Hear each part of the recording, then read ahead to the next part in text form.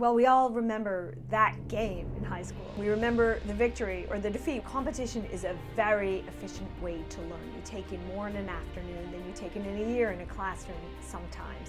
Well, debate is a form of competition, and so it's an important way young Americans learn. Are the judges ready? Is my point ready? At the Bush Center, we had an idea. Why not have a national economic debate for high schoolers where they get to compete, win, and learn about economics? This is important in your life, and what better way to learn it than through participation in a debate? Here you think of capital as something that only somebody studying finance or accounting or specialized economics. No. And we had the first such debate in Dallas in October 2012. High school debate is really the precursor to some of the great discussions and dialogues that happen later in life. When you see the engagement, really how quick on their feet they are, and the knowledge that they're able to gain in a very short period of time, you got to be impressed. One of the key things we're doing with this program is bringing educators who will help the kids sort through the issues. More learning happens in an hour than usually happens in a week or two. And we have an inspiring speaker who comes, Roberto Salinas Leon from Mexico.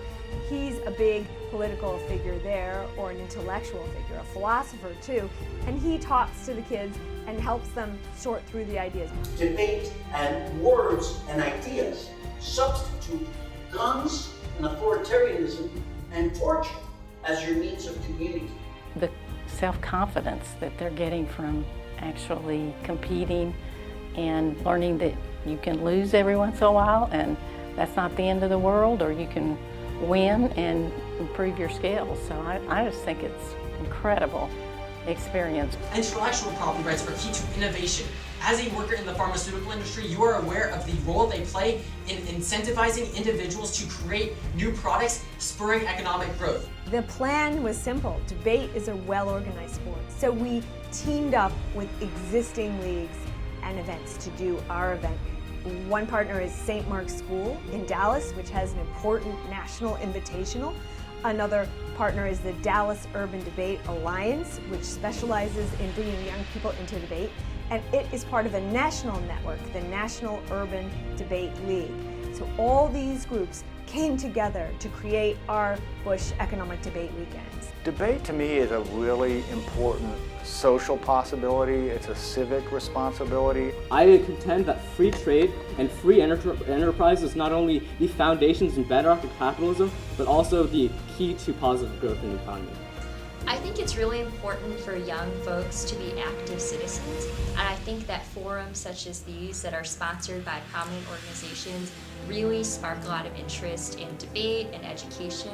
In 2013, we will hold the national event in Dallas, and it will be at the Bush Presidential Library, which is now finished. But we'll have some important prelims running up to that, all presidential, all having to do with economics. And one of them will be at the Calvin Coolidge Memorial Foundation, where President Coolidge was born, the 30th president in Plymouth Notch, Vermont. The students will compete in these prelims, and the winners will come to Dallas for the grand finale in October 2013. Debate, that is to say the reasoned exchange of views on matters of importance to a community, is the essence of both free government and government of the people, by the people, and for the people. One of the areas that's often second tier, second class in education is economics, but we know, especially in recent years, that economics have been central to our lives, that they affect whether we're employed, what our aspirations are, what we can tell our children about the future of America. So we thought it would be wonderful to give the debaters this time to focus on that area and decide themselves what they thought by arguing both sides. Regulations infringe on property rights. They protect the general welfare of the people, though. I wouldn't say that economics has been neglected in debate, but I really think that in the kind of world in which we live today, it ought to have more of an emphasis. And so that's really where we come in. We'd like to see economics emphasized more in debate. Our bet is that through debate, we can influence a better understanding of what markets are, the fact that markets are not this isolated a variable, but actually depend on rules of the game, on rules that are general and simple, that depend on a legal order, that depend on a political system that is amenable to markets, that free market economics is much about something that goes far beyond economics. And it's important for the next generation to understand the promise of free enterprise and economic freedom. So the goal this weekend is to just introduce economic topics into a high school debate setting. If passed, this amendment would send a message that the United States will remain reliant on outdated and inefficient energy technologies and delay investment in new clean technologies that would spur innovation and create good-paying American jobs.